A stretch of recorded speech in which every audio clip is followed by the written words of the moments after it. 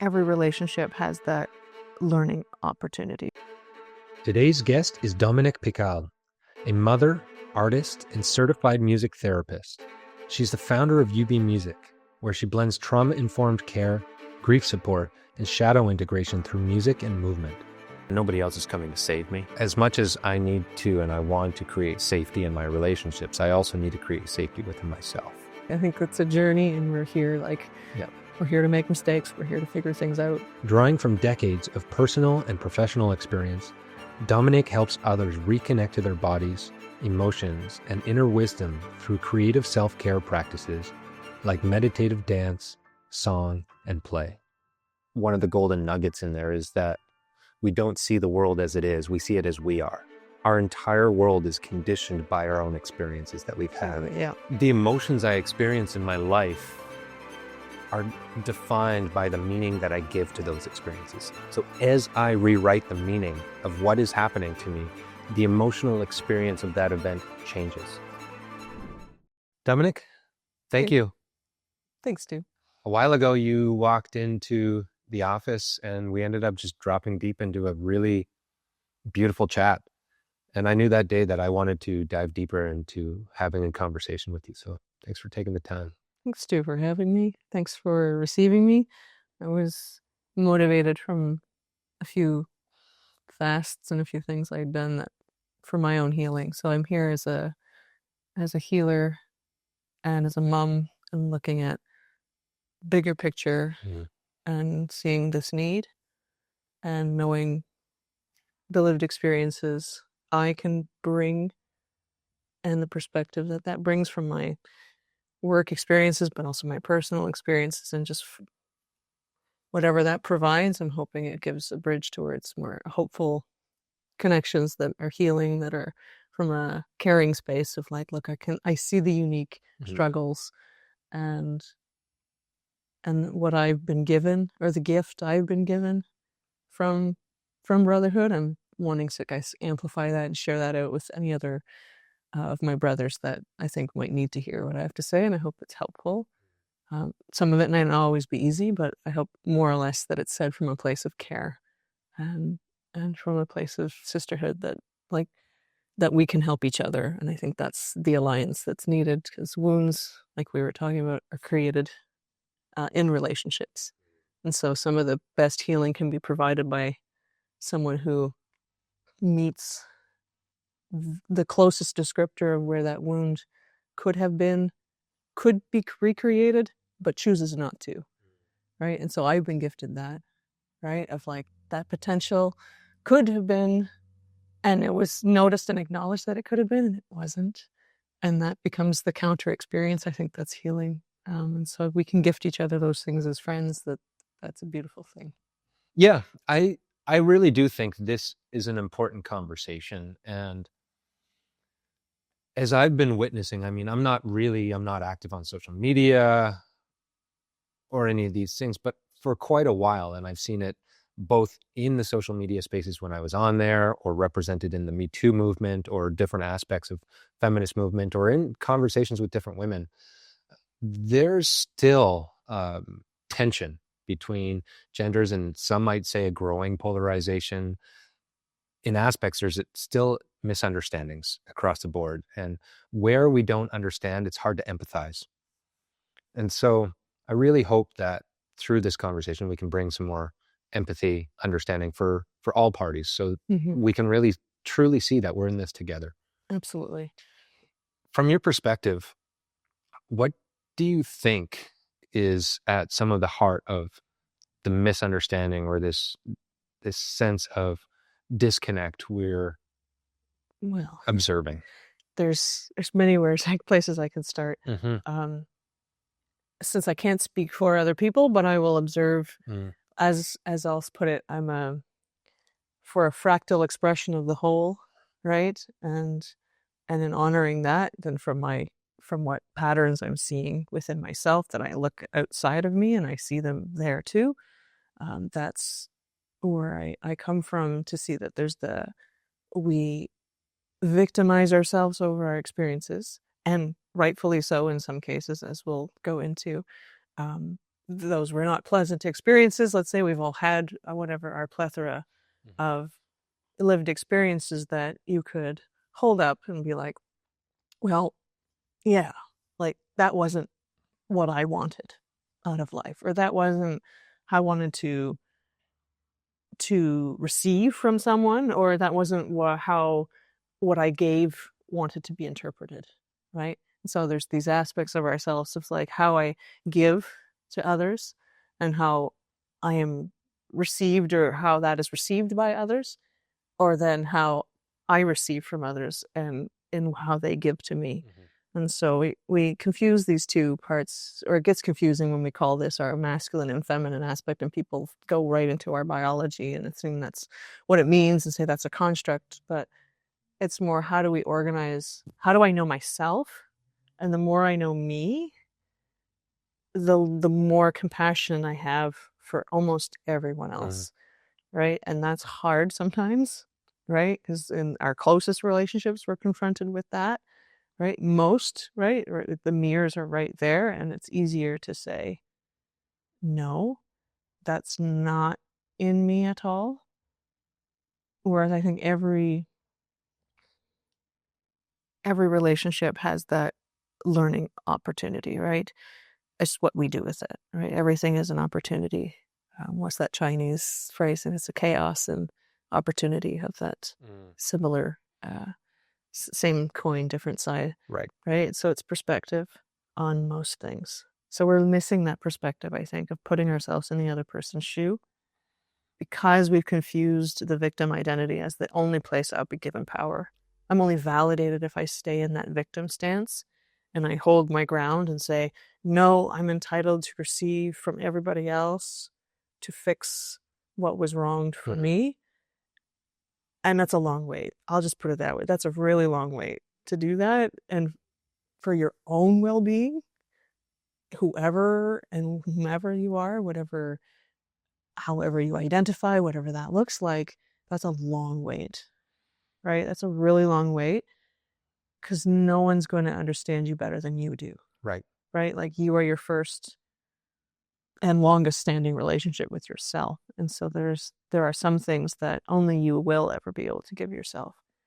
It's just knowing that sometimes you need that initiatory external relationship to ignite that hope in you that it's worthwhile, right? Like it's hard to give yourself those things if you're like, well, what's the point, right? 100%. So there is this relational dynamic, but so to get back to your question, the biggest obstacle, I think, is that mentality of it, like that victim entitlement mentality that everybody has on a little bit, even if only a little bit. But everyone's striving to, I hope, weed it out, but everyone's still holding out a little bit just to be like, well, until I know I'll get ABC from this interaction, I'm gonna not open my heart, or not try to understand, or not try to like build common ground. Some of us even quite a lot, right? And I think it's also very prominent in our Western culture. And that whole idea, it's kind of like a postmodern way of looking at the world, through looking at the world exclusively through power dynamics. And while power dynamics are certainly at play in any kind of relationship, there are always power dynamics at play. But it's a bit of a reductionist way to view the world through exclusively in, well, there's an oppressor and there's an oppressed in all situations. And you can... And it's both true and untrue. 100%. But Like, that's why it requires nuanced conversations, Yeah. because while there is truth in that, there's also nuance underneath of that, because at some level, every part of us has some bit of an oppressor and some bit of the oppressed. And I think until I can at least get through the idea that as long as I'm criticizing, judging, and blaming everything outside of me and everyone outside of me for why my internal world is the way it is, I will remain disempowered. Yeah. What do you think about that? Absolutely. Because it's the stories you're telling yourself about your experience that shape your experience. Right. So you will only receive or attract more of the same thing. And that's just the nature of, even just, that's how you think. Therefore, that's the types of choices you'll make. That's the actions you'll feel like you'll be able to make, or those are the types of relationships or interactions you'll expect to receive or engage in. Those are the types of dreams you're willing to work forwards or aspire towards, right? And if those are just not possible because you're still willing to hold on to some of these assumptions, some of those wounds, and that's part of the healing, right? It's like, but they were true, right? You did have those experiences that did prove itself to be true over time. And so that's part of the healing, is like making yourself uncomfortable on purpose and needing and putting yourself in a position where you need it enough that you're like, okay, enough's enough. Right? And that's where rubber hits the road a bit internally, right? It's almost like that internal friction between your internal giver and taker is like, look, I'm tired of receiving what I keep receiving, or I'm tired of this experience.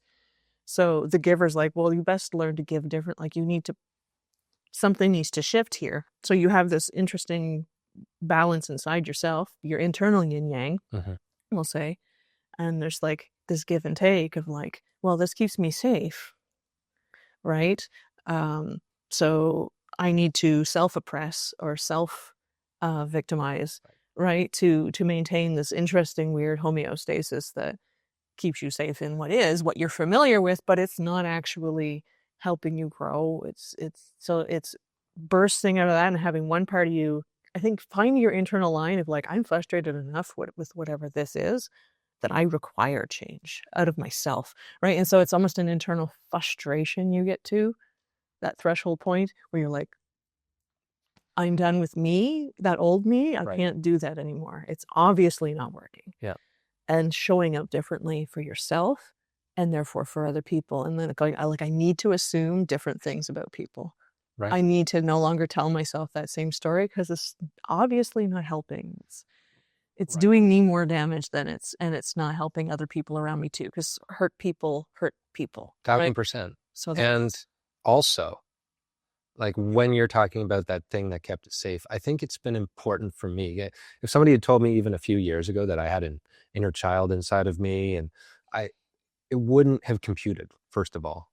And now I recognize that so many of my defensive patterns, my withdrawal, the ways I react are from old programming. Yeah. And in those early phases, I almost tried to fight it. And I think it's really important to acknowledge that safety piece around it. Like, this is a protection mechanism, and I have to actually honor the part of me that kept me safe and now keeps me small. That's the compassion, right? That's the self-compassion. Like, it's acknowledging it. And so when that frustration point comes up, where that inner point of like, look, I've observed and reflected enough about my choices that I'm like, I am not happy with whatever it is, right? I'm no longer willing to tolerate like the story I have told myself up to this point. So like, I want to challenge that. I'm going to do the things that I need to do to say, please disprove this theory in my head. Let's go and do this. Okay. Oh, thank you. Great. Wonderful. Like, and that's the gift of like pushing that boundary and going like, okay, it's disproven. Now you rewire your thinking, and in rewiring your thinking, you rewire your entire nervous system. Right. And that then you can tell yourself a different story, and it's a lot easier to live from that space when it becomes embodied. And that's what people mean embodied. It's literally, it's not another intellectual idea. Like, it's Monkya Chia. Do you know his work? There's a Taoist energy facilitator that works on sacred energy movements through the body. And so there's the yang pathway through the spine and the yin through the front. So how you give and how you receive people, right? So there's this energetic circulatory part, and babies know it really intuitively. They say it in the book. They put their tongue on the roof of their mouth, and it helps circulate the energy. So it's this embodied awareness of that polarity inside of ourselves, how we receive people, what we give to people. I like that. And so once you have that experience, that embodiment, then you're like, okay, like, I know I'm safe, or I know I keep myself safe because my inner parent has acknowledged the need of that child. That child is like, look, I'm only doing this because these experiences I've had. Totally. Because I wasn't heard, seen, or held safely in these ways. And so every time those experiences or those opportunities come up that look like this, that feel like this, that smell like this, that then the whole body's like, adult me's like, come on, what's your problem? Everybody else seems to be able to be present in this way, or the normal, the keep up with the Joneses isn't just a materialistic thing in that sense. Then it becomes like a psychological thing where you're like, well, clearly this is what's normal. So everyone's trying to fit into this normal. And then you get into Gabor Mate's Myth of Normal book. That's That's a great one. for that. And you're just acknowledging like, okay, my nervous system has unique needs. So I will acknowledge that and honor, like you said, that inner child and not get mad at it, not to be impatient with it. That's not always easy, right? It's okay to acknowledge that too. But to just sit with it and be like, okay, like, that's frustrating. But okay, like, it's still true. Mm-hmm. And the sooner I acknowledge the truth of it, that this seems to be every time these situations come up, the faster the healing happens, the sooner you're like, okay, so then what's my strategy in those situations next time? Yeah. What am I going to tell myself next time? What meditation tools can I bring myself so I'm easily quicker to find my calm in those moments, right? There's a few things that come up for me there.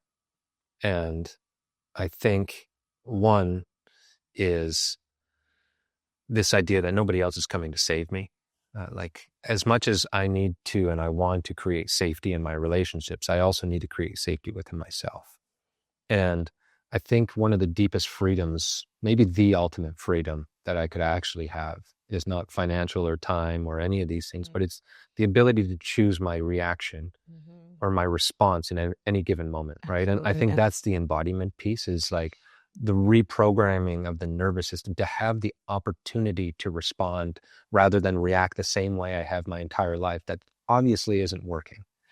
And that's that internal safety that I can start to create. And the last piece around that is, like you're talking about practicing and tools. And one thing I'm convinced of now is, like, we want to, I know I still struggle with this, and I know most people listening will, is there's often a gap between knowing better and doing better.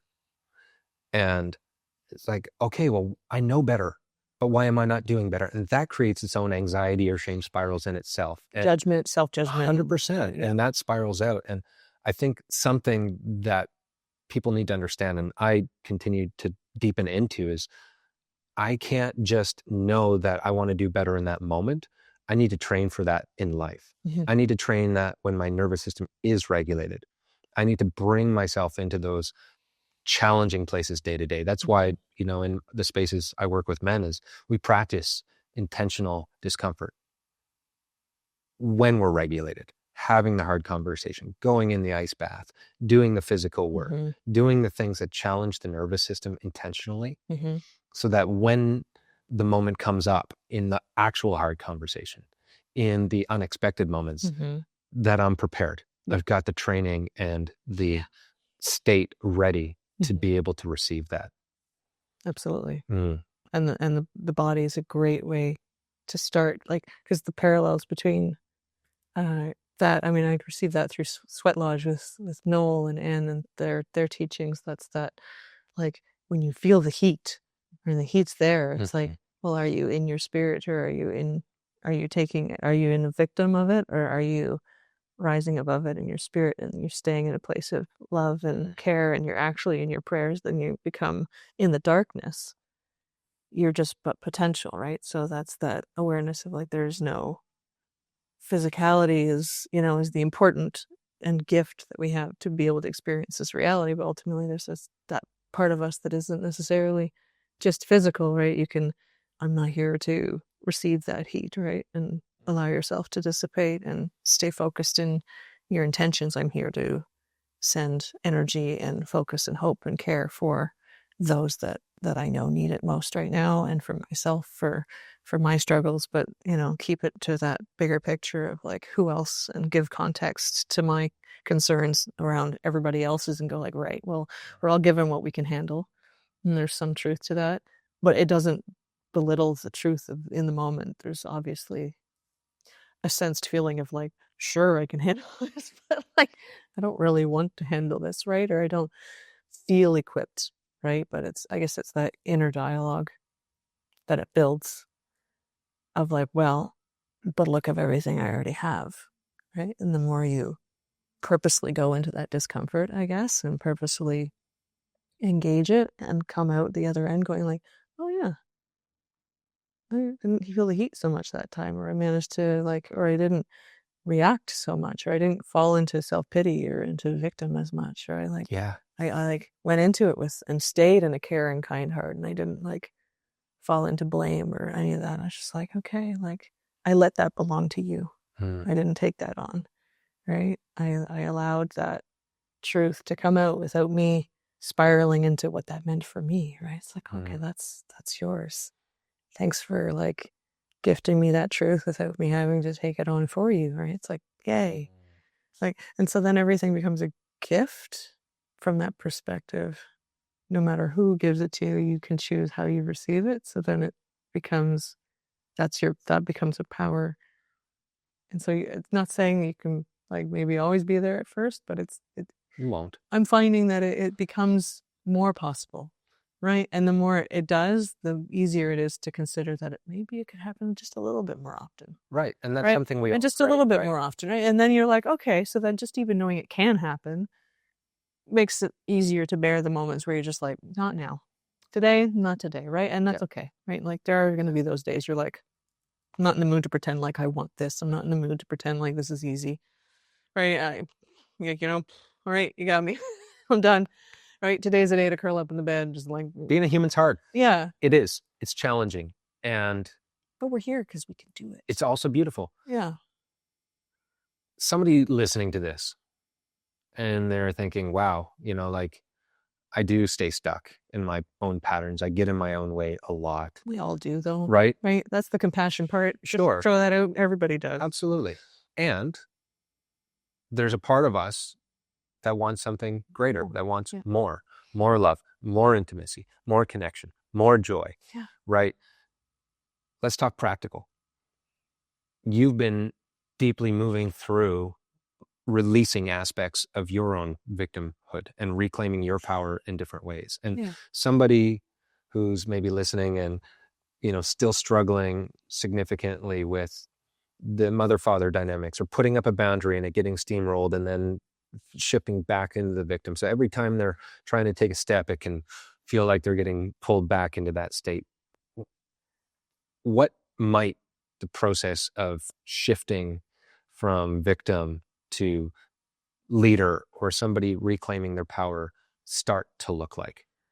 Well, you mentioned some things that were contingent on dynamics with another person. Sure. I would say not hanging it up into that yet, right? Like that's where your internal relationship matters most. Like how you self-talk, how you give to yourself, how you talk to yourself, right? Which is a really important, like that conversation, how you judge yourself, right? And spending, for me, it was like a nightly practice for a good year of just talking through the day with myself, to myself. So, part of me felt like a little bit, but I was like, I need to do this because like I'd rather talk out this dialogue by myself than like have this come out into my relationships or have this go sideways and just be like, okay, I'm going to internalize this and process the day and try to have compassion for myself for the day. It's like, no, you don't like how that worked out, or you don't like what that did. Well, what's the compassionate lens? Not as a litany of excuses of why I wasn't like obviously my better self or why I couldn't have done better, but more as like, well, this is what your inner child was trying to achieve, or this is what you were seeking out of that experience. And okay, thank you. I needed to hear that. I just needed someone to hear that, and almost pretending like it's someone else saying it to me, just to have that compassion of like, oh, yeah, like that was what I was trying to do. Okay. I still don't like the choices I made there. I could have done better, and I know that, but we're our own worst critics. So, the last thing we need is someone else to say that out loud to us. right? So it's easier if you can do it for yourself, right? And say the things you know you'd rather the kindest person say to you, like the version of you that's like, if you know yourself deeply, you know why that inner child behaved that way. And you're like, boy, that didn't really set the greatest ground for whatever is to come, but I understand where you came from. Can you give that to yourself and really mean it and really hear yourself as if you're receiving it and practice saying that? And at first, the inner dialogue and the doubt kicks in too, right? I mean, sometimes the dialogue is that I'm like bantering back and forth with the two sides, and it's inner doubt of debate. It's like, yeah, but blah, blah, and then talking it out almost on purpose to like weed out the ideas that don't bring more clarity, right? The things that are inside of me that aren't coherent. And then through those dialogues, right? It's like any good debate, which I hope societally we get more into those debates. We feel safe, but I think we need to feel safe to do it for ourselves. Otherwise, we can't participate in a larger version of it. Then you've worked through anything that doesn't sort of last, right? Any idea that kind of like falls dead or is based off of needing to stay in your victim identity or needing somebody else to satisfy something for you. Or it's like, why is that need there? And why do I feel like that needs to be so-and-so or this or that? Or why is this reaction coming from within me because of what that person said or what that, right? All of those little moments, you're like, okay, what was that? Why was that?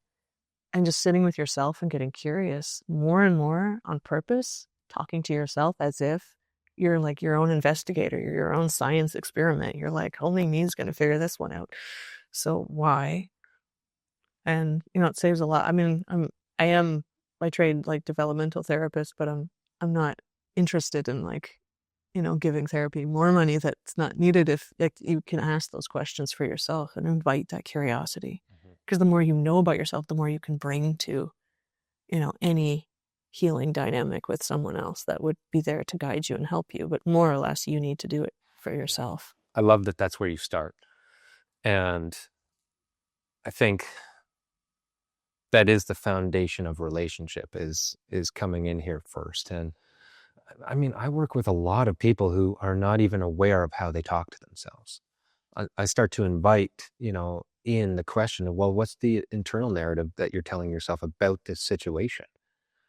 And again, most people will default to implied wrongness with something outside of themselves rather than the internal impact that it's having on them and the story that's associated. And I had this moment a few years ago where I was brought in through a deep experience to be with that little boy and to sit down on the couch with him and actually call in the guidance of an elder version of me. And it was really interesting to have all three of us there in the same room, in the same space together. And it allowed me to really tap into that more because, again, it was a bit airy-fairy up until that point.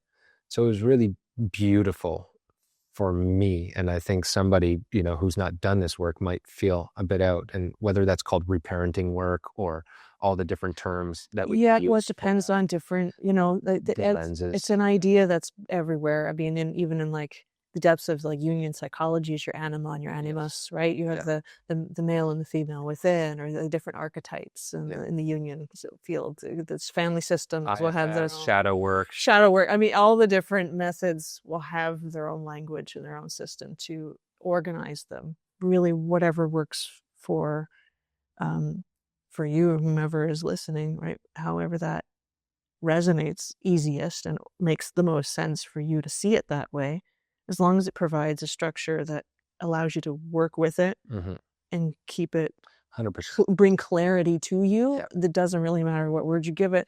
It's a matter of like, okay, like that helps me give a sense of purpose to why I'm trying to heal in this way and organize and discipline myself to methodically consider these different parts of me that seem to be at odds with each other at the present moment, or aren't seeming to be able to work together towards a shared vision, and we all will operate, I feel, best if we can be synergistic, and to say is that all the parts of ourselves can work really well together, right? I'm like the best that my inner child can bring, combined with my intellectual part, combined with, my embodied self. And the more I can bring a coherent expression of me, the most authentic version, right? If everyone can be that, like, that's the goal, right?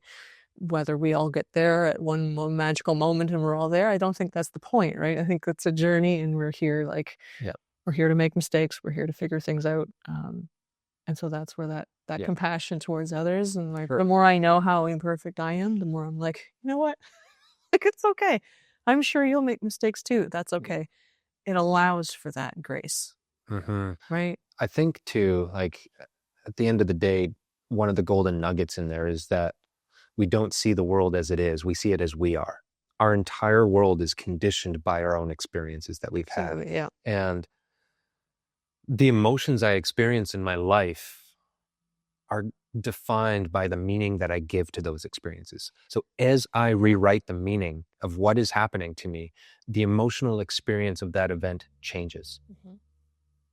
And that requires those kinds of conversations. What is the meaning I'm giving to this experience? What is the meaning I'm giving to that conversation I had with this person? Even Viktor Frankl's Man's Search for Meaning, that's that entire lens of, regardless of the experience, regardless of the quality you would put on that experience, positive or negative. And so in that, I speak from my inner child, who did not receive a very anchored or consistent, safe space to grow up, and expectations, let's say, that were not healthy or regularly expected from a typical family that would have been a heart-filling, typical, oh, that's so nice. I was like, I did not get that. That was not my lived experience. So my nervous system was, from the get-go, wired to work somewhat against healthy connection, right? Connection equaled abuse, or equaled expectations that were not healthy for me to give in any way, or to receive. So I, through that lens of sexual abuse and physical and mental and emotional, right, that creates this even my body language, right, that spells it out loud, right? It's that hesitancy of like, I need to therefore assume, right, for safety and protection, that that's what I can expect, right? Even though that's surely proven to be not true, right? After fact, even though through many years and fully into my adulting, I mean, I turned 40 this year, so I'm like, yay, you arrived. You're middle-aged. Yes. You got your smart hat on and everything, right? So that's where I feel called more into like a leadership of like, okay, and leadership is being vulnerable too, and being like, look, like I know that's hard. Yeah. Right. And it's necessary. Like, we need to do this. Like, that healing's really important.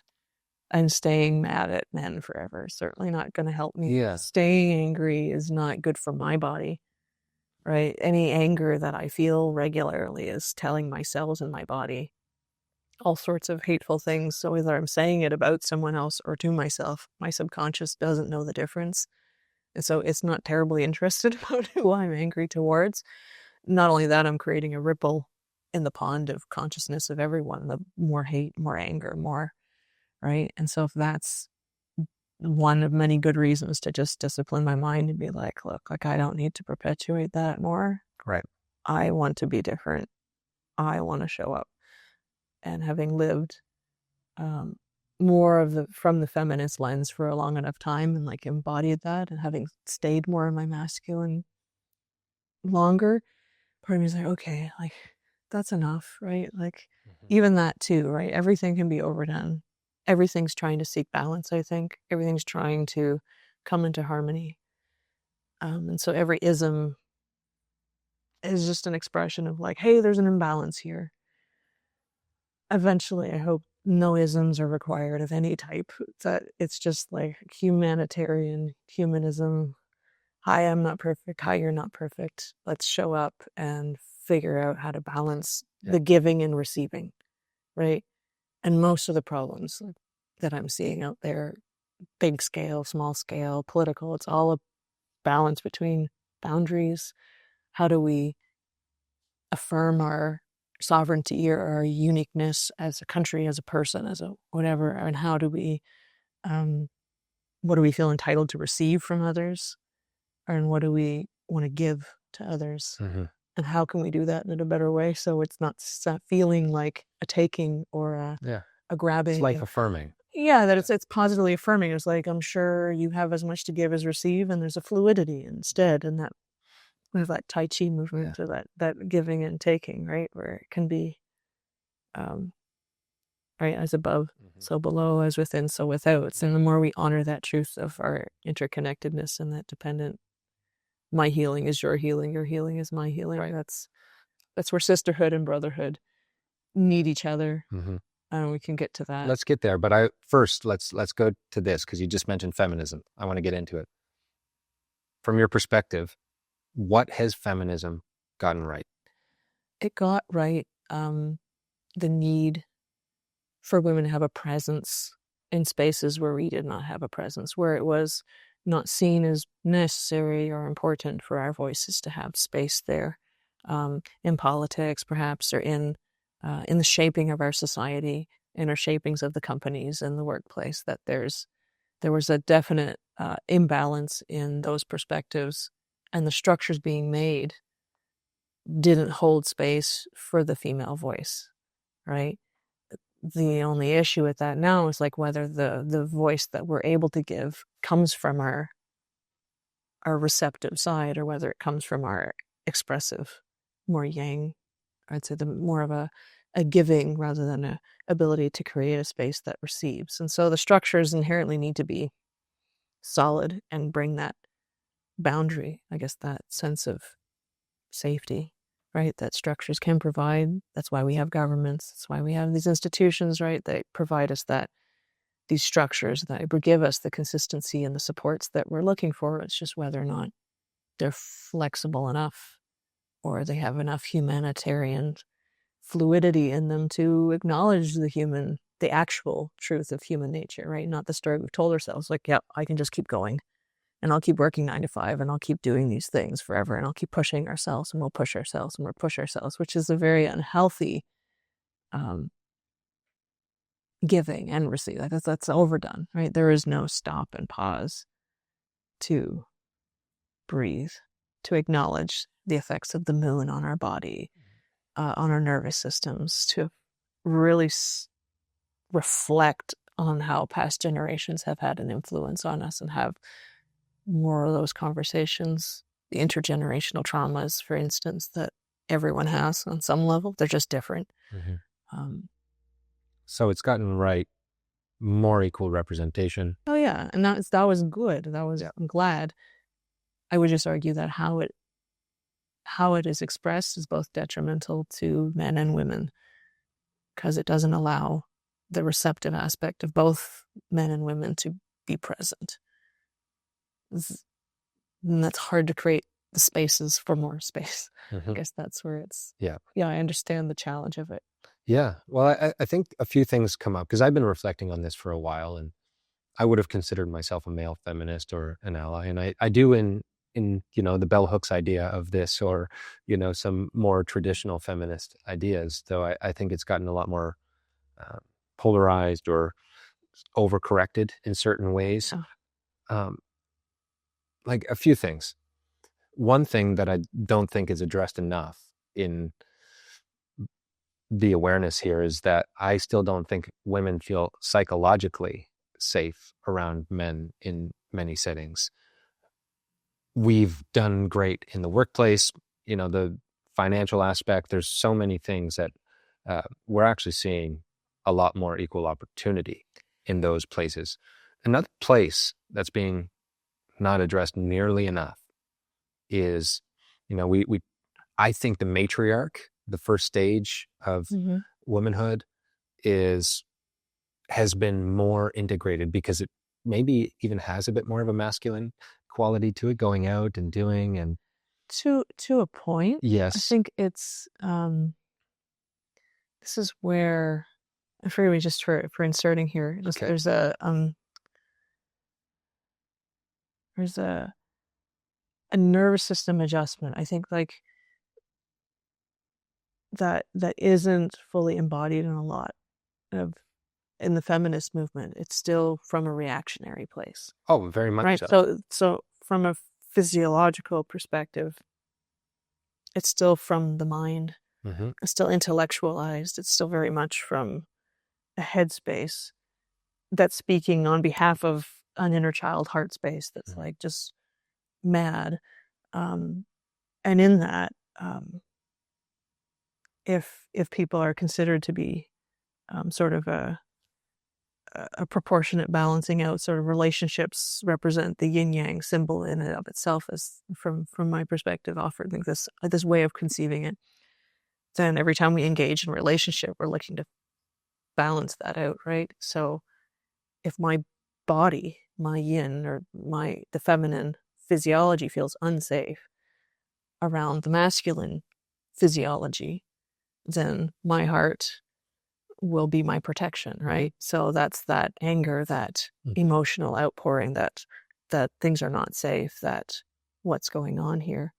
And the masculine, right, can only receive so much of that before it's like, I'm shutting down, right? I can't, I'm not able to balance this out without it triggering my own stuff. And then it becomes a negative loop, right? Of, I'm not capable of receiving that. And that's fair, right? And that's where like, this is me from a karma perspective or from a perspective of care, kindness, love, compassion, going, okay, I understand now how the energetic, sensitive male, or the one that, is in their strength, but it's like the teddy bears. But the heart's like, you won't touch this. So I'll present as this masculine, like, embodiment of like steel, untouchable.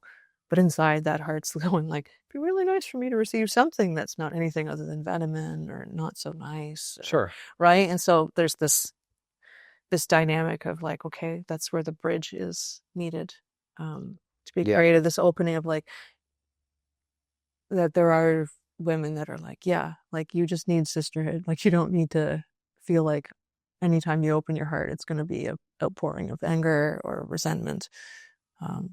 Yes. So that's where, yeah, I hope more of my sisters are doing that internal work so that can be just the baseline of like societies are built on friendships. Agreed. Right. And if that's what can be given, then Agreed. that gives that anchoring for a give and take that becomes healthier. So as the yin and yang balances out societally, we become less volatile towards each other. And I don't need to depend on my heart to protect me.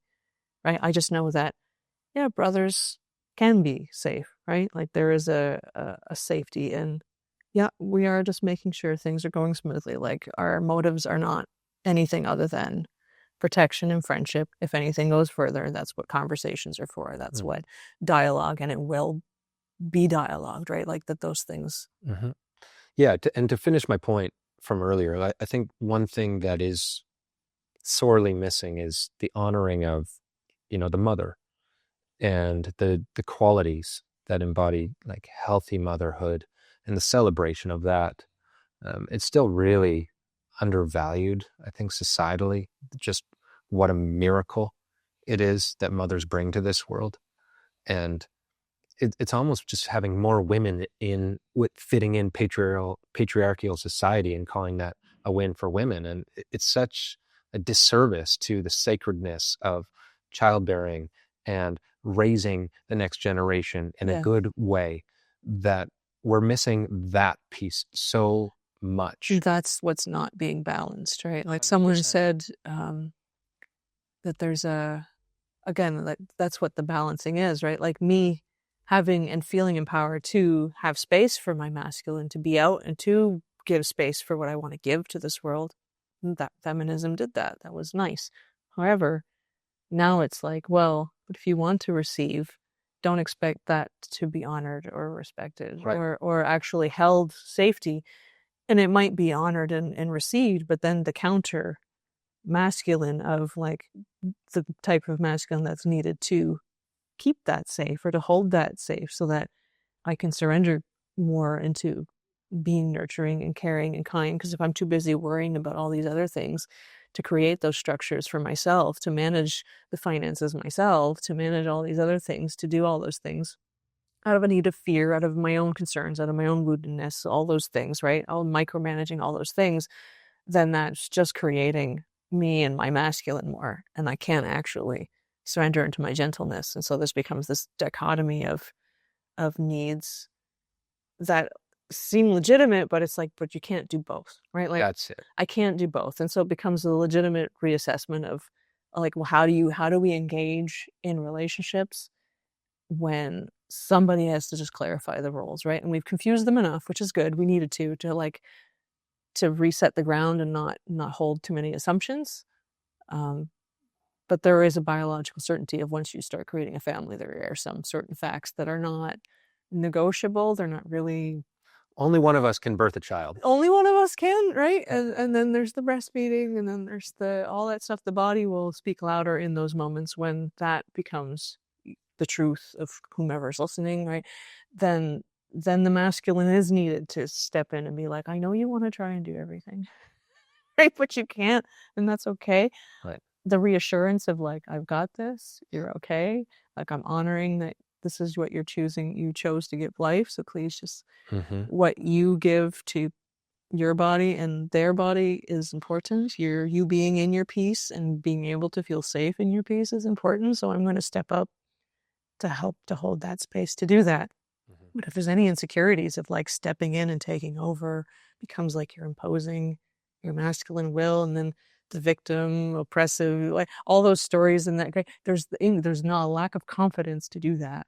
Yep. And I see how feminism has wounded men that way of like not feeling like they can or not knowing how to. And women too. Yeah. Like I don't know how to step into my maternal authority without feeling like, oh, well, is that going to be belittled or we have equal say here? I'm like, yeah, but they came from my body. And there's an intuitive, instinctual knowing I have about things that I can't masculinely rationalize it. I can't find a science article for every single thing or a truth or intuition I have. I'm not sure I'm interested to do that, but that's the kind of dynamic we have to create where only truths have to exist outside of ourselves. And there's no mutual agreement of like, well, no, like, let's just choose why this is important to us and live by that. If we need to sort of want to validate it through other means, then it might be helpful. That's not just to say science is not bad. I mean, it's very good. There's certain things science is discovering that's like, oh, that's really cool. We maybe already knew that intuitively or not, but it's an important process. But it's just that. It's a process. It's not arriving. It's a consistent discovering. Yeah.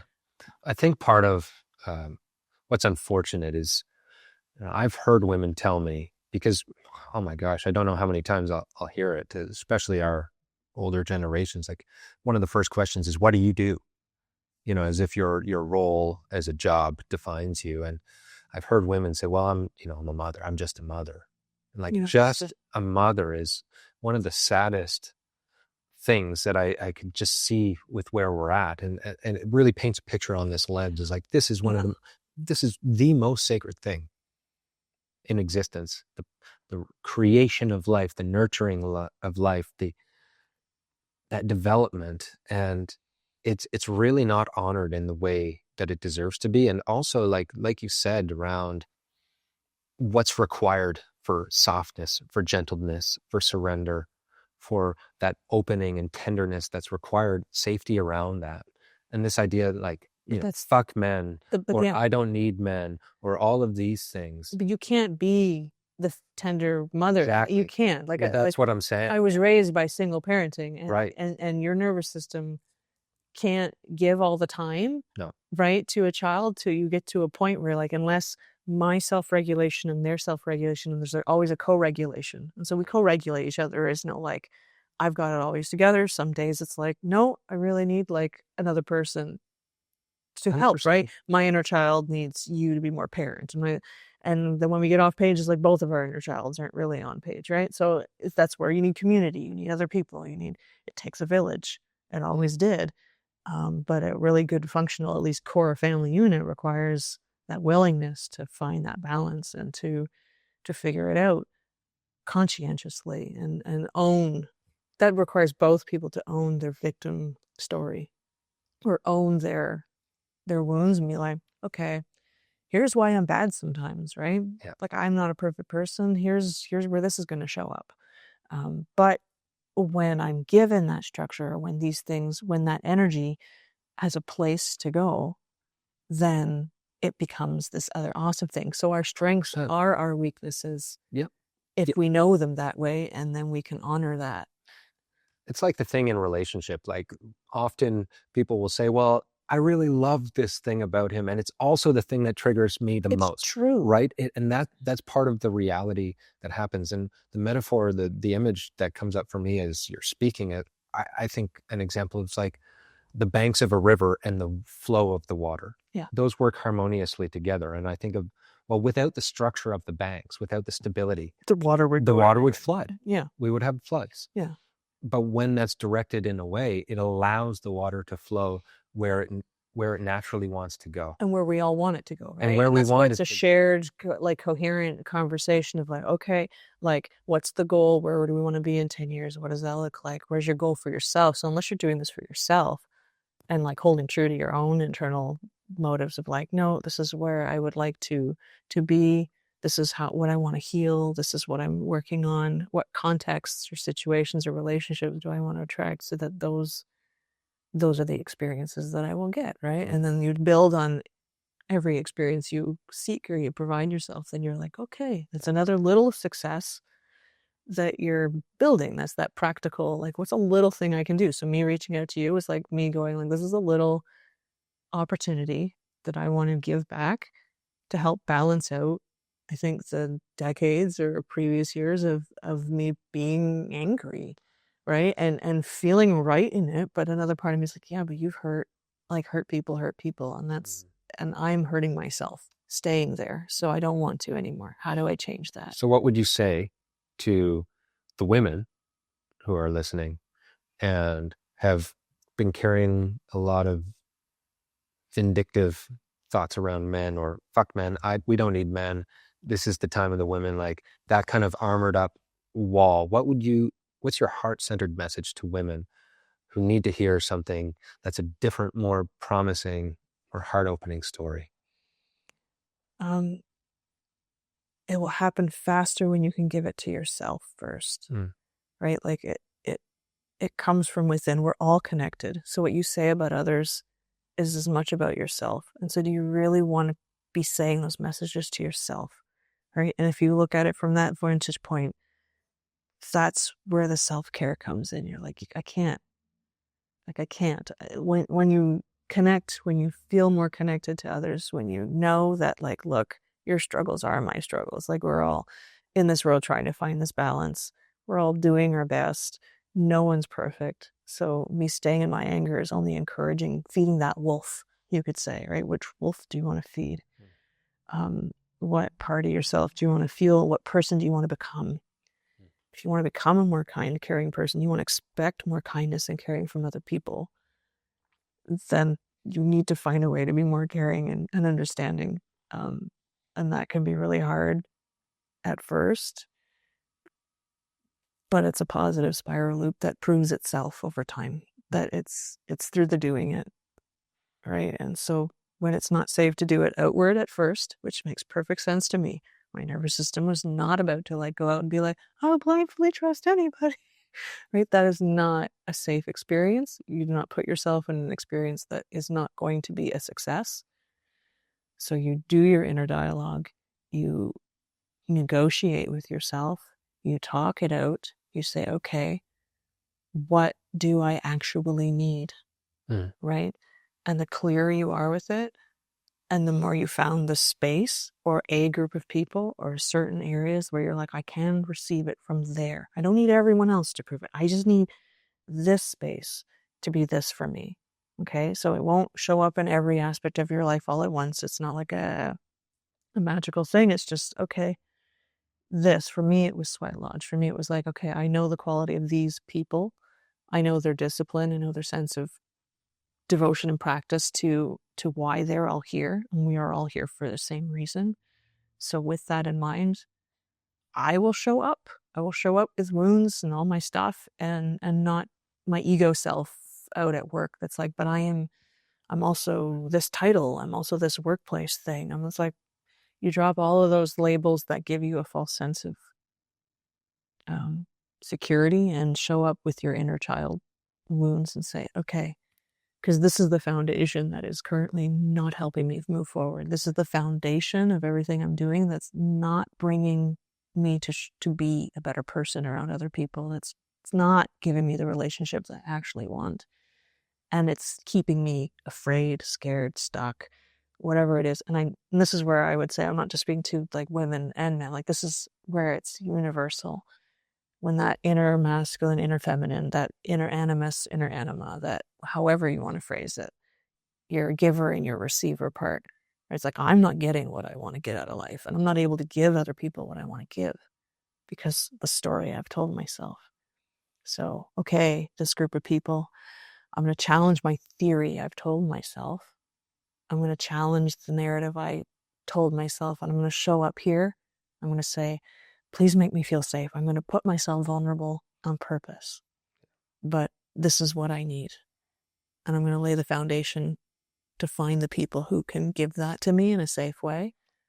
And that's where I'm here out of gratitude, because I got it. That's part of the joy, is like I challenged myself, and I was like, okay, you need this. This doesn't make sense to most other people, and it won't necessarily, right? But that's you going, okay, but you need this, so do it. You might make some people mad. You might like, it might not make sense to everybody, but you're like, I'm doing this. Okay, thank you for disproving my inner dialogue. Now I trust more. Now I can operate from a place that no longer has to hold those assumptions as true.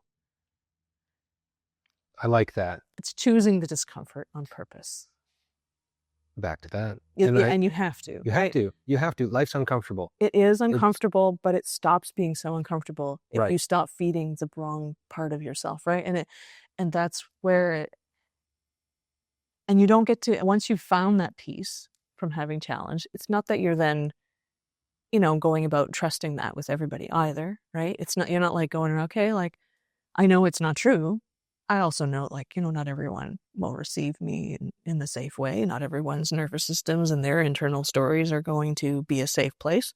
Discernment's still important, right? It's still an important factor to be like, you do not seem to be someone with the capacity to have that dialogue, or you don't seem to be someone who will understand or have a nuanced perspective. So I'm not interested in, like, you still judge your relationships and who you trust your presence with, but you're not staying in anger and painting everyone with a broad brush anymore. There's no resentment, because I know where I can find my own peace, right? And I know I can regulate my own nervous system now, because I've received a little kernel of hope from out there, from relationship, because the wound was from relationship. So I healed it from another relationship, and then I gifted it back to myself and was like, yeah, but you have to be this for you first. So it's not a savior thing. It's not like someone else is going to save you. But at first, my head just needed to feel like it was coming from outside. I think we do need partially, right? Like, from outside. And I mean, a few things that come up there. One, I think what you're saying about getting clear on what you want and what you need has been such a game changer for me, because if I don't have a clear why or a clear purpose or a clear understanding, then the moment it gets hard, I'll go back to the quick dopamine hit. I'll go back to easy escapes, because there's no shortage of them in this world. And that vision, that why, will allow me to stay the course when it's hard, to stay open, even though I'm scared, or even though I have all the reasons to be hateful and full of blame and full of judgment of the outside world. And that's going to keep me going. Yes. And then you have a real internal knowing. Yes. It's less shakeable when it's known. You're like, it's not an option for me, and I'll share because it's relevant, and I'm sure it's pertaining to pretty much every other person with shared wounds. I needed platonic care. 100%. I was like, I didn't have that in my childhood. And so I was like, there was no anchoring. Everyone's suspect. There's this sense of like hypervigilance that I'm just like, my body's like, we don't need to stay this way. Like, this is highly unhealthy. It's very hard to be present and continue to grow in my work without dealing with this. So showing up in spaces that I knew were safe and being like, this is my need. That's critical. Like, my mentor says we're wounded in relationship and we heal in relationship. And yeah. I think it's a myth that anybody thinks they can read all the self-help books and do all that on their own and heal entirely. You need to know yourself on your own. So when you show up in relationships and you can first acknowledge that it is safe, have the discernment to kind of like assess what feels good for you. But then at that point, then you need to kind of trust the process and be like, I think there's something here for me to learn. In the right places. In the right place. In the right places, as you said. And I think that's, why Brotherhood is so critical for me, because there's a space where we are leading with vulnerability, and you will get out of it what you put in.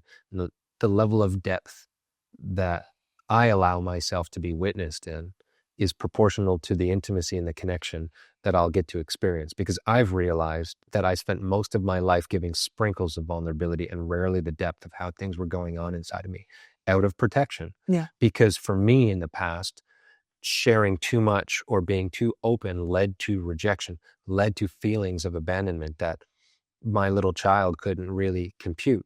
So I learned to put up that wall. I learned. And may I speak to that? Sure. From the female perspective? Sure. Like, and this is part of like the wounds that I've acknowledged to being like how we receive each other, right? Then that's because the society is emphasized very much on giving, and then not necessarily giving in a good way either. That's, mutually, unhealthy expression of how we give, but then how we receive. And the struggle of, is that a giving, and what's the motive behind the giving, I think. And there's that mutual distrust of how we leverage our emotional selves and our physical selves, and what's the underlying power dynamic. I mean, we talked about that there before about the oppression victim stuff, but from that lens, it really paints and unfortunately prohibits, that trust to go in a good way, right? Where people are just like, well, like if I just keep acting from life from this space, then that's how it's interpreted, rather than, okay, we're all connected. I have an inner masculine and an inner feminine. I have this balance within me. Can I have compassion for like why that's hard for you, and why there's that, what do I need to know that it comes from an authentic place? Yeah. Right? Rather than it being leveraged. Because I think, again, men and women and anyone really who wants to identify however they wish has, in a giving and taking perspective, has been expected to receive something that you're like, I'm not sure what your motives were in the giving of it, right? Like if there was no clear For sure. boundary set of like, I'm not sure why you're giving this, right? Which is why I started our conversation. Like, I'm coming as a healer. I want to start building this bridge, right? So it, like, you set intention and set motive so that it's clear why it's being said.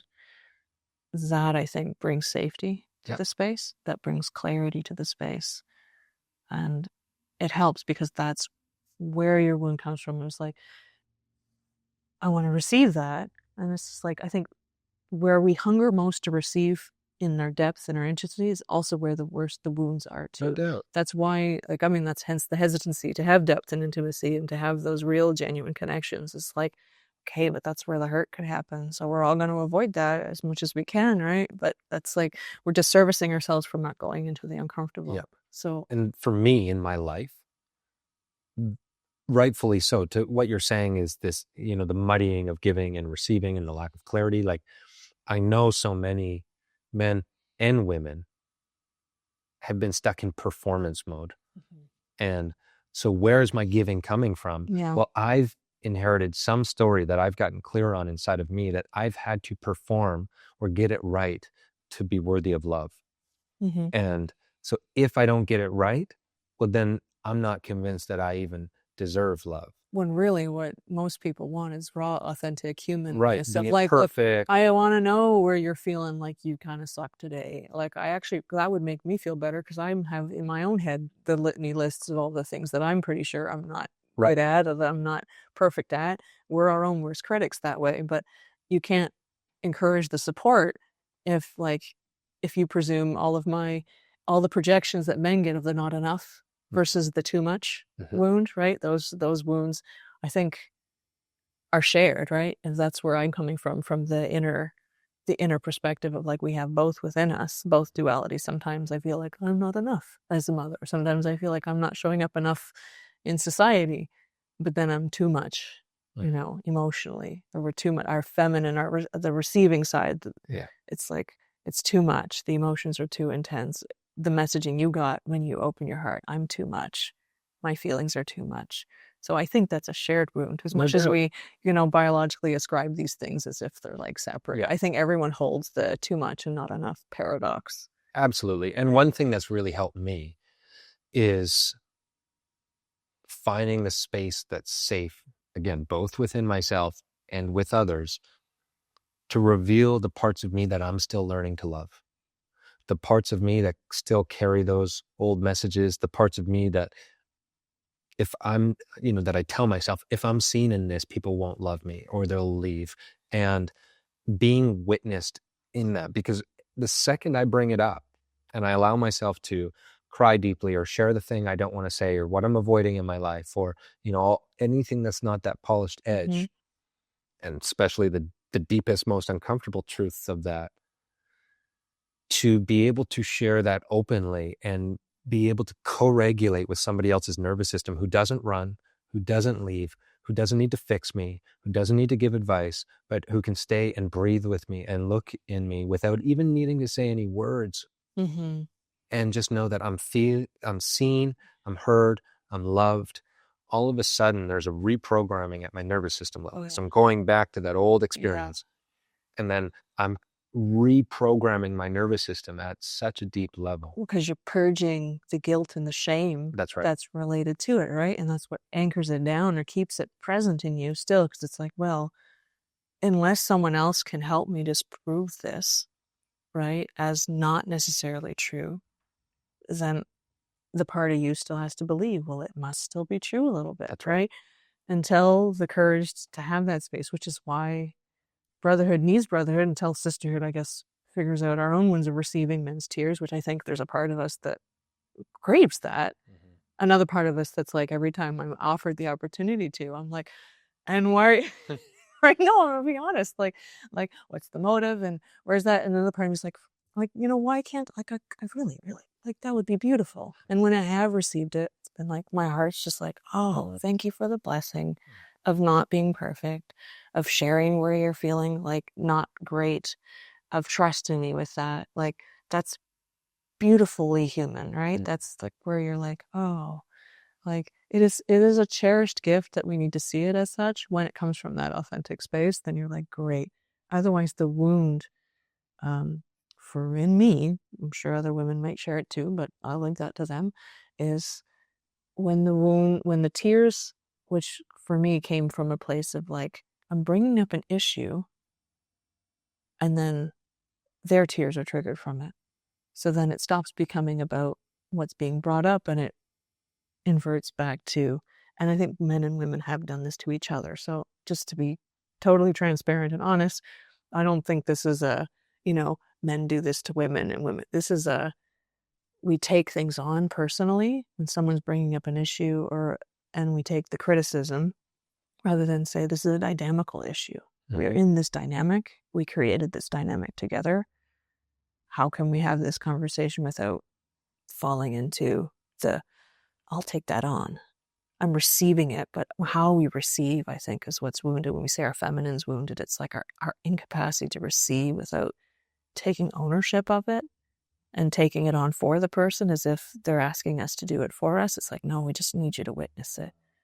Right? I think that's the mastery of space holding, is to be able to have one foot firmly rooted in my own nervous system, in my breath, in my posture, what's happening here, and also one foot firmly rooted in empathy with the other person. what's alive in them, what's going on.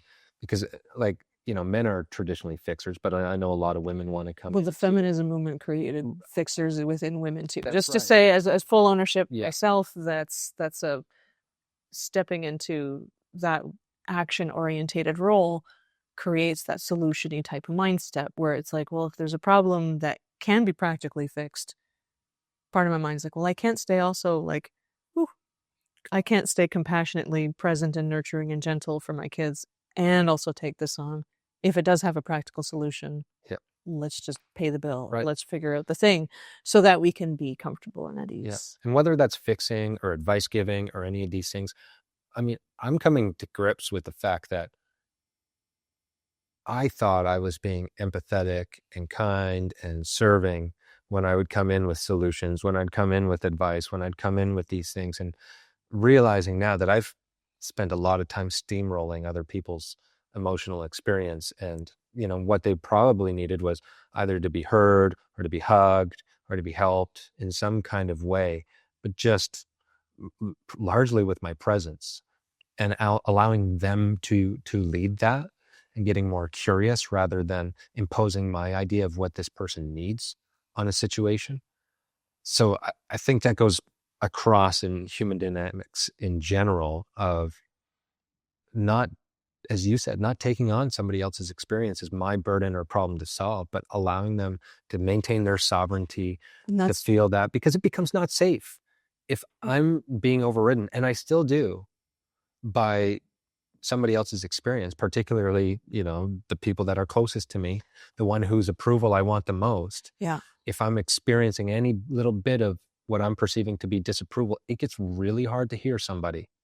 And so I need to get better in each moment at staying with my nervous system and regulating as best I can in those moments so that I can fully honor the experience, the sovereignty, the life that is in front of me. Because that's where the healing, that's where the intimacy, that's where the connection.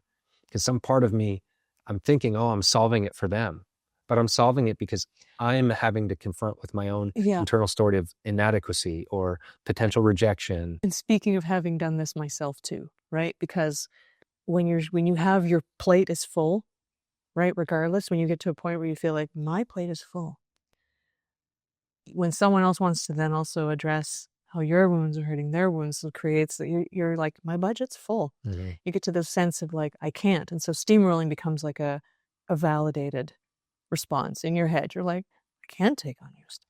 Like, boundary. I don't have extra capacity to consider how I'm probably hurting you because my hurts are hurting. And then you're in that negative spiral of like, okay, I'm aware, but this is out of like accountability and awareness of like, when you get in those dynamics, then you're like, okay, how do we fix that? Because everyone would be right. Everyone would have the right victim story. Everyone would be entitled, I guess, to perceive that. But then it's like, okay, when you're the people who are closest to you, though, the family, your friends, your loved ones, then you're there going, but my well-being kind of is codependent on them. If they're not doing well, I care for them, right? And I care even more so because I'm concerned about their health, their well-being, their mental.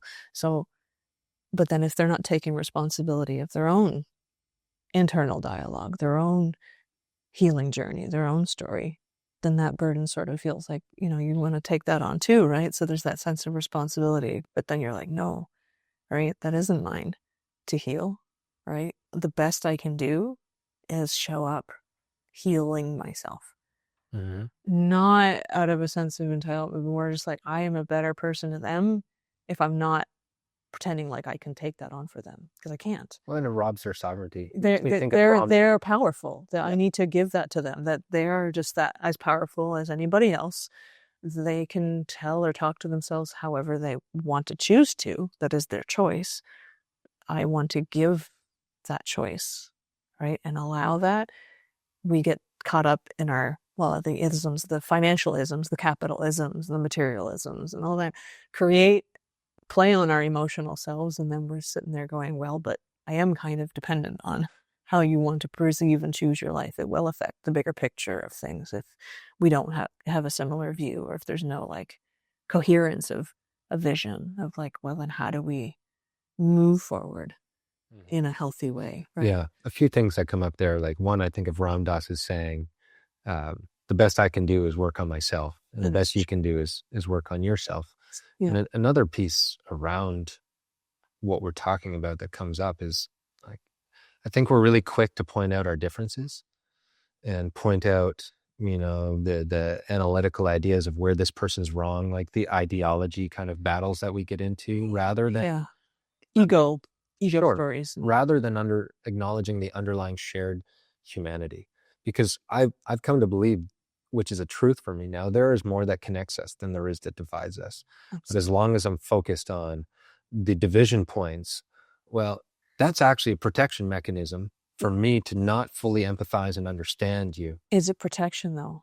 Right? Like That's what I just said. It's a protection. Well, yeah, but is it and actually protecting is what I'm saying. Like it actually isn't protecting us, is what I'm like. It's an initial instinct.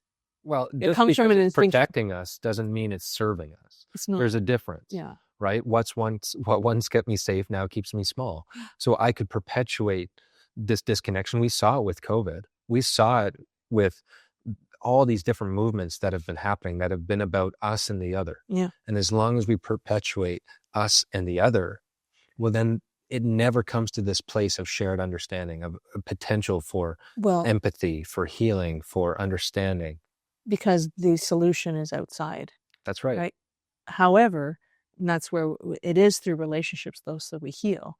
And so in the nature of acknowledging these different movements, right, instead of taking them personally or feeling like the more we step into our own self-sovereignty and go like, look, I know I am not the person that caused that harm directly.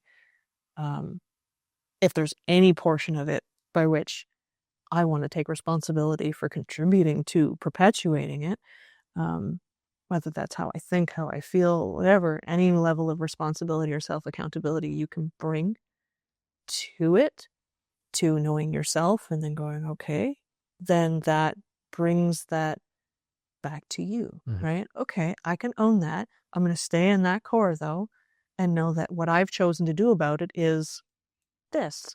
I've made that choice. I know how I'm going to show up. So now I don't need to, whenever that shows up again, that movement or that you need to, it's like, I am here with a concrete solution of just being present. I'll hear it. I know you have reason to be angry, but trust that it, like any energy, once met with something consistent that's saying like, I am here, like I am showing up. I've decided how I'm reacting to this so that I'm in my peace the most, I'm present the most.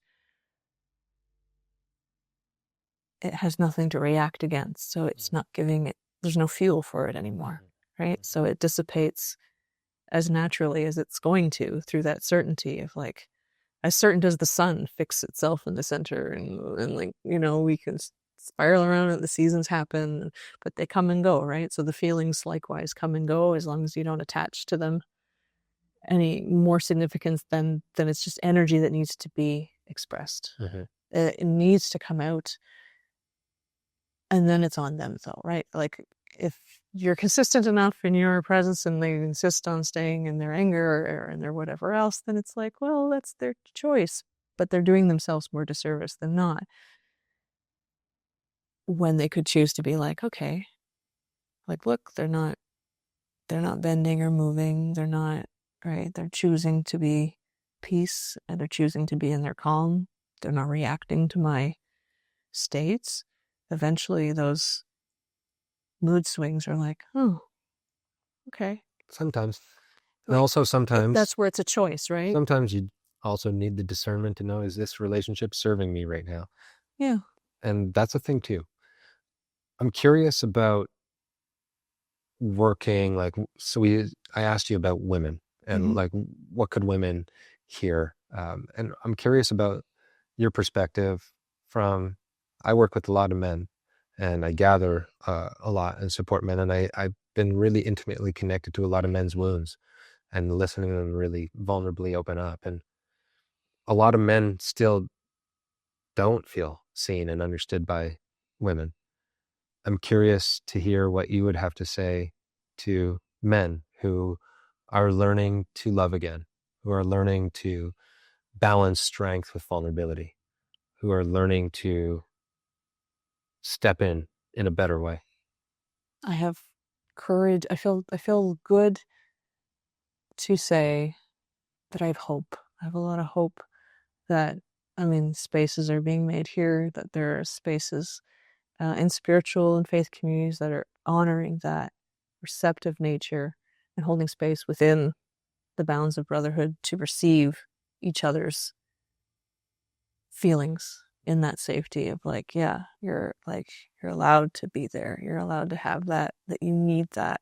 And we need men to have that for each other. Like the importance of brotherhood, men to have brotherhood and friendships. Like that's important for sisters. That's important for mothers. Like we need men to have each other's backs too, right? Because the support that is not gotten from a community and then comes home, and then there's a sense of like mothers and sisters are like, well, now I got to fill that role too. But I'm like, I can't be the tender caring and the brother giving you that input and the like, what hat am I wearing here? And so it confuses those relationships in the home too. So there's that, like, it's important and it's so valuable that men have that support for each other.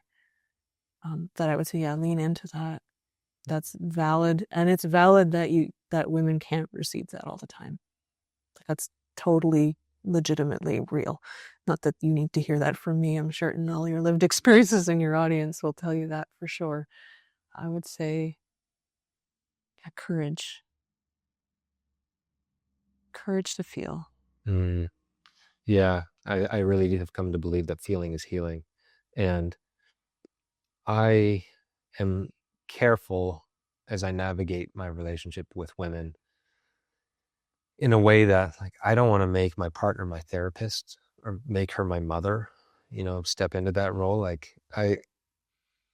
And maybe I'd love your input on this as a woman.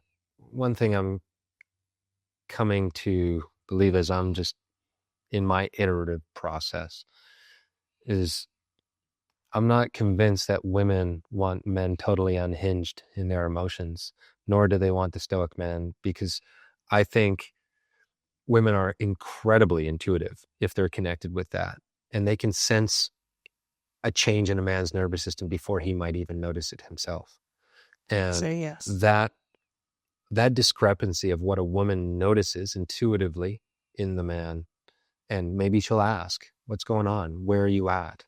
And if he responds with fine, if I respond with fine, or don't acknowledge that shift, or I'm not aware of that shift, then I'm creating a lack of safety because she is experiencing something in me and my nervous system that I'm unable to name myself. And if you're not, then that I would be taking that on subconsciously, energetically, to either manage that for you by walking on eggshells, avoiding what I say, managing how it's said, containing your unmet, unverbalized needs that I'm like, well, I can't read your mind for you. I also can't ask it out of you. I can't fish line it out of you. Otherwise, I feel like I'm not enough, or I'll trigger those wounds, but I still need to hear it so that I know where it stands. So there is it's a balance. Yeah.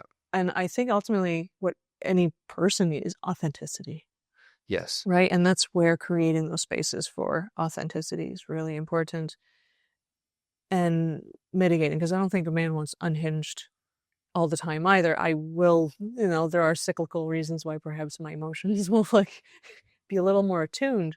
And I don't want to dishonor that, because for me, my experience of that is that whatever I've been avoiding, it just becomes less avoidable at that time of the month. It's like, well, deal with this because it's louder now. And it's not that it's less valid, it's just even more valid. It's just that I've avoided it. And I've said, well, it's inconvenient in our society I can't experience it when I'm supposed to experience it, or I can't feel that feeling in the moment because it wasn't safe, or it wasn't appropriate, or was at work, or however else, wherever it was. So men and women alike, how can I then use that feeling of like, well, the feeling's there. Can I create a space to just honor it and ask myself those questions, like, why am I feeling this way? Why is this guilt, shame, grief, anger arising in me? What unmet need have I not satisfied in myself? And who can I go seek to have that need met, where it's within reason, right? Where like I have discernment to know like that's within reason to expect from someone. That's, within a boundary of appropriateness to ask that of these friends, of these people. I need to ask for advice. So the more we know, the easier compassion is, the less difference I see, really. I see a difference in how you will be received from other people because of your biology and how you choose to express your biology in your masculine. You will get feedback from that. And people will tell you what that means to them. That really has nothing terribly much to do with you. It has more to do with what they perceive of you. And the more we see it that way, the more it's like, okay, it just tells me something about you more than I need to take it on personally. It's totally like, that's what it is. So I've come to think like one thing that's been helping me is on that line of not making my partner my therapist or my mother. Because, we've had conversations, her and I, even about how she wants to see, sometimes that deeper emotion. And like, I'm a pretty emotional man. But that said, like so on one side of the spectrum, you could have the stoic shutdown, the one who says, I'm fine when he's not, the one who isn't even in touch with his needs, as you said, to be able to ask for what he's needing in a certain situation. But on the other side, I also witness the emotional collapse where a man is overrun by his emotions and unable to, he's stuck in the feminine. And there's no discipline in how to contain himself, let alone. That's right. And that's not safe either. And so when he's stuck in that, he's not able to take masculine direction to move forward. And so the framework that I'm working with more now is that I'm trying to be able to name and share what's actually happening in me, and also show that I can handle that I have the capacity to navigate it, or I have the support network and the tools around me to lead myself through that in a good way, by asking for what I'm needing, by seeking the support with the spaces, and doing that. Like, the kind of anger that I hold inside of me from my past experiences is not something that I want most women to be able to sit with or see. I sometimes need a man to hold me back so I can get it out, and release it and allow it to build up. I've even had a man in one of our retreats who's very much in the healing communities and mixed gender spaces. And he said, there's a different energy here in this men's space that I don't feel like I have to watch myself for scaring or potentially, being too much for the women in this space, where here I can almost just. Well, and you'd be surprised, women feel that too, right? Like there's an intense emotionality that's like, I will trigger, right? Or those wounds will be reciprocally triggered. So I'm not going to let it all out, right? Yeah. But the closest people are usually the ones that we have. And that's where the wounds happen. Because like if they couldn't receive that, or if it was too much, and they felt therefore not enough, and all those wounds, then that amplifies that, right? So I think we all have an abundant ability to hold energy. We are energetic by nature. That energy is not always flowing through us in a good way. And so that creates our addictions, it creates our problems. And that is universal.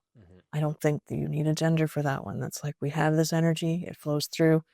Like I was mentioning earlier, it's just having a practice, or any practice, whether it be spiritual or in group or non-denominational or anything, that acknowledges the energy, because emotions are energetic, thoughts are energetic, and anything that allows for more cohesion between them, that acknowledges it. And I think when you mentioned the unhinged or the overstuck, those two extremes, or the too much and the withdrawn woman that feels, both exist, right? Both unhealthy. We're all seeking balance. And so in that interest of balance, in the interest of discipline, of not disowning the emotion that needs to come out, right? That oppressing it and suppressing it is burying illnesses inside of your body very, very slowly and creating very unhealthy biological potentials in you that lying to yourself is not going to help. So that doesn't need to happen. So what spaces can be created to allow it out, right? Well, that's up to each person to kind of know their own needs and know their own nervous systems enough to be like, I need this. And then if you tried it and you're like, oh, okay, well, maybe not exactly that. And you tweak it again and you're refining yourself, right? I mean, it's not going to stay the same answer forever, but that's your goal of engaging in the process to know that need so that the too much has a space and the not enough has a space to be like, I know me too sometimes. Like, I don't feel enough. When you know where those spaces can be, then slowly you meet yourself in that balanced space of like, okay, I know how to hold my own energy. I know to be present. And then as above, so below, as within, so without, we're all connected. We're all the same. The heart is at the center. So for me, I'd turn that into anatomically true for everyone. So to be in the heart, I have to be able to speak my inner knowing. I have to have clarity for what I input in my senses with my gut instinct. So what I eat, what I smell, what I see, what I hear has to be in alignment with what I want to, what my intuition says I really need. I need to trust my gut instinct again, right? And that creates a field of coherence here. And then I need to think the thoughts of what I want to create. So my creative energy has clarity, that I'm directing it properly. Otherwise, I'm just feeding a dopamine need, or I'm just feeding an immediate sense of validation. I'm not. So if I'm clear about what I actually need, then this energy has a direct, intentional place. When I'm not creating life, when I'm not doing other things, I am intentionally saying, well, I want to create this in the world. I want to improve this about myself. And when there's a coherence there, then there's purpose there. Then there's sacredness there. Then there's like a knowing of like, okay, like we can do this, right? And then there's groundedness, like a tree. You're rooted and you're connected. The leaves are flowing in the wind. Things happen easier. The branches can sway, but your branches can sway, but you're rooted and you're knowing that, okay, like I feel my energy. I'm grounded in it. I know myself. No one's perfect. Neither am I. It's like, that's okay. I'm present. I'm able to be here and feel that knowing without feeling uncomfortable about it, and invite vulnerability, right? Because that's where you're like, when you need to feel seen, but you're like, I'm not sure I can feel seen without my feeling seen being my too much or my not enough. So now I'm like, okay, I can say this now. Like, I'm only saying this now because I'm like, I'm okay to be present in that knowing, to feel that as true and to be okay with that. But I'm grateful for my lived experiences. I think I wanted to touch on this too. I'm grateful for the lived experiences that hurt me the most, because they've taught me the most as well. They gifted me perpetual wisdom that I get from them. Every time I reassess how I want to look at that experience, every time I reassess how I want to identify with those experiences, I'm allowing myself to harvest a little bit more of that.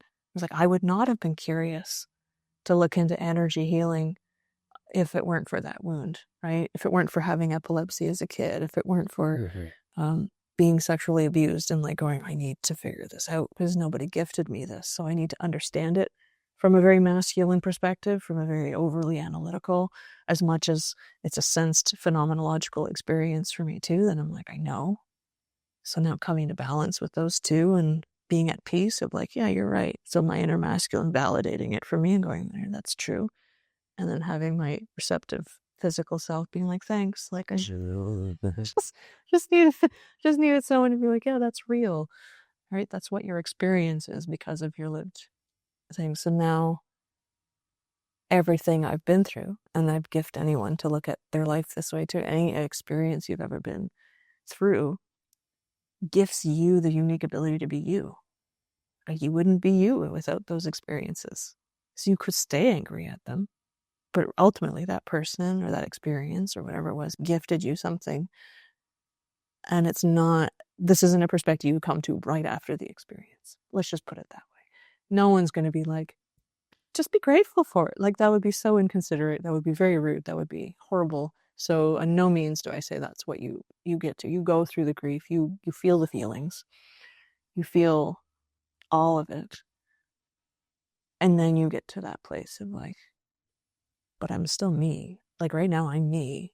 And in the interest of me loving me and being grateful that I am me, then that means I need to incorporate that experience and see it from that lens of, okay, why does that shape me this way? What did I get from that experience that makes me unique? That I'm like, yeah, like, yes, right? I'm this, and I get to be this because of that. Mm-hmm. Then that's the gift that keeps giving. And so now every experience, and this is from like Noel at Sweat Lodge, and like, it's find your meaning, purpose, value, and worth of every experience, and then bring that to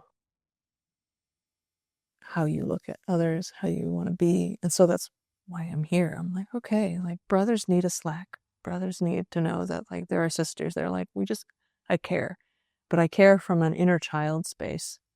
Like my inner child is here with my adult holding my hand going like, you're going to do this. It's going to be okay.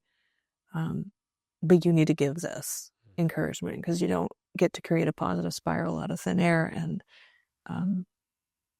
dads are important. Like I didn't get it, and nor would I encourage, people to stay in unhealthy relationships that are not like beneficial, regardless of your gender and whatever that looks like. There are negative personality traits that don't feed you and keep people stuck or keep people not, in their better self. That I will encourage. Nonetheless, though, like that doesn't make it right to paint an entire gender in a certain way, regardless of, right?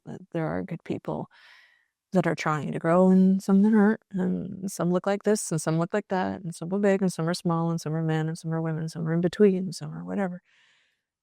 It's the authenticity, I think, that brings the space for intimacy and the space for genuine connection. So, right, like you said, we don't want her too much and we don't want her not enough, but the realness of like, but I can clearly tell you what helped me, and it's showing up with that knowing, pulling from that really scared, withdrawn self and from the self that's like, and going, okay, right?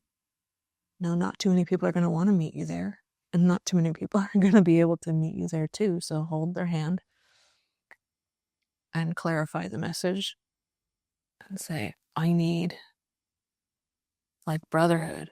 Like that, my inner child's like, you need to see that and encourage men in their healing and offer that, right? And say, like, even from a place of someone who was very wounded from men, and go like, but like, I know not all men are that, right? Like, I know that's not what everyone can be.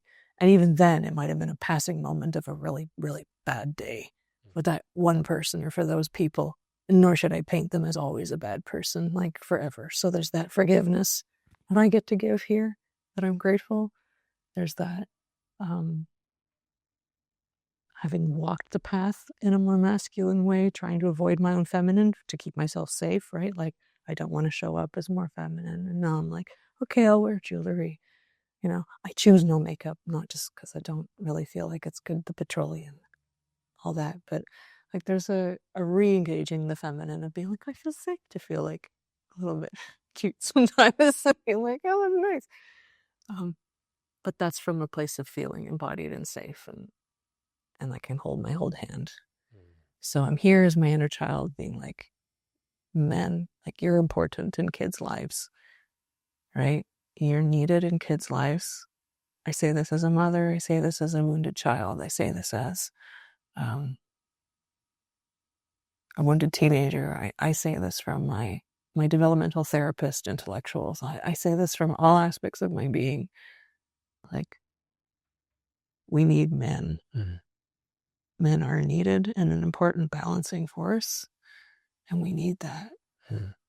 Right? And that scares women a bit, but we do need that. Mm. And we're scared to be like because it creates those fears of, well, is that going to be codependent? Is that going to be unhealthy? Is that going to be, am I going to be receiving things I can't, or am I going to be expected of things that I can't reciprocate? But then you sit with those questions long enough, you're like, I think they're afraid of this damn thing, right? Like, I think those are shared fears that are not founded of me to hold hostage as some entitled sense of like that's unique to me. Right. And so it's like, out of the disillusioning myself, I'm like, I don't think that's unique to just women. I think that shared space of entering that shared space of like realness is why we're in the problems we're in right now. Right. It's where things have stayed superficial long enough just to maintain a coexistence of like, well, let's try to balance. But, I know there's eggshells there that I might step on. But the best gifts I've ever gotten are people who just tripped on them. And it triggered mine. But then I chose to take them as gifts and be like, well, that was mine. that was totally mine. And you're like, okay, because I didn't feel the intention was like negative there, but you definitely did that thing. It was just like that other moment, and then the PTSD or whatever moment, all those little narratives are like, but it was identical. Felt the same, it smelt the same, it looked the same. Yeah. But I sat with it, and you sit with it, and you're like, yeah, but they obviously didn't mean that, and I know that. Like, I felt it. There was a felt sense of like, that was not your intention. I know that wasn't your intention. Okay, like, all right, brain, believe it wasn't their intention. Know that it wasn't. Sit with it and then test it, because you're in relationship constantly enough with these people or with this place or with this space. Then go there. Be like, yeah, no, it wasn't. Yeah, it wasn't again. Yeah. It wasn't again. And then where you're like, okay, now I sit with more presence to be more coherent in all my cells, to show up and be like, no, I can say this, and I know it's true. Like, everybody needs each other. We need each other. In our healing, there's a realness that needs to happen. Like, someday my dream is a bit like, maybe a women's circle and a men's circle happens in separate locations, but side by side. And there's a trade-off of like a men's ceremony that creates a container space and sets the space off, if with a sense of felt safety, and then men go away and do their own thing. And then, or women provide a circling space of receiving to initiate, say, a retreat or something. And it says, okay, we're here to honor this, and we're grateful that you guys are doing this, and like a send-off kind of thing of doing a bit of that. Give and receive that provides that acceptance of like, what you guys are going to need together and alone is going to be unique, and it's going to be different, and that's beautiful, and that's necessary, and vice versa. And I'd pray for any other gender identity that doesn't have that, create their space to create their balances and to receive each other, right, in their uniquenesses, to help balance that out, right? Because I think everyone needs a space to feel seen and heard, and it doesn't need to be exclusive for how they want to see each other, but there is a unique need to honor the polarities as well as the uniquenesses in between with their own lived experiences. And there's only so many people that can validate those lived experiences than the very, very people that live them. And that's where like honoring those differences and being like, that's great, right? That's great that those differences are there, but they are different. And so the spaces that need to be for them need to be unique for them. Yeah, beautiful. I think that's a good place to bring this to a close. And what comes up for me there really is, I think every human has the opportunity to decide when they want to reclaim their power. Yeah. And it has nothing to do with anybody or anything outside of them. No, that is the gift you can give yourself. If you were to leave with one real distilled message that you could offer as a little parting gift for anyone listening, what would that be?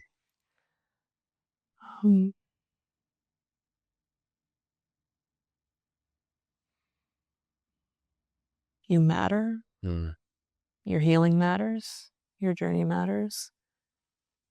The ripple that you will provide to this world is unique to you, and your unique experiences and how you fusion them together will bring a unique beauty and a unique awesomeness that is unique to each person. And only you can do that when you work on healing yourself, so that you can bring that cohesion, and everyone's a piece of the puzzle. And so without each person, we're missing a piece of that puzzle. So like the more we show up, right, the more each person shows up and says, me too, I'm struggling this way, I have my too much, my not enough. Yeah, everyone matters. That's my hope, that people know it'll count, that their healing will matter. Beautiful. Yeah. Thank you. Thank you, Stu.